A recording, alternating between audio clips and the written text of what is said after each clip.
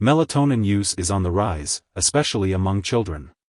This has led to an increase in calls to poison control centers and visits to emergency rooms. Last year, poison control centers received over 44,000 calls about children ingesting melatonin, up from just over 8,000 in 2012. The number of melatonin-related emergency room visits also rose from 382 to 1,782. The majority of these cases, about 85%, involve children 5 or younger. This happens when they find their parents' melatonin and mistake it for candy. Melatonin often comes in tasty flavors and appealing gummies, making it especially tempting for children. If a child ingests melatonin, monitor them for drowsiness, nausea, and diarrhea.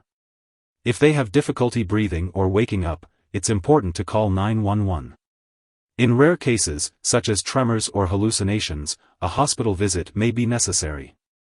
However, in most cases, the children were fine and could be managed at home. The hormone melatonin is naturally produced by the body to regulate sleep, but not all melatonin ingested by children leads to hospitalization.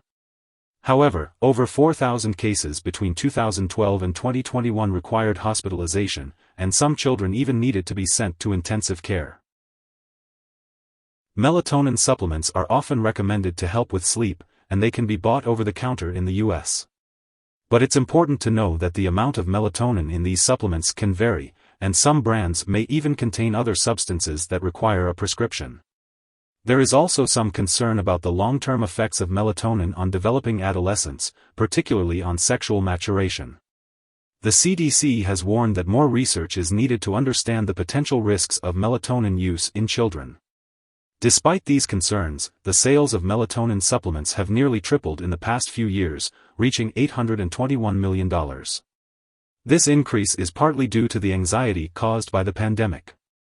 A recent survey found that more than 1 in 4 adults and nearly 1 in 5 children ages 5 to 13 have used melatonin supplements in the last month.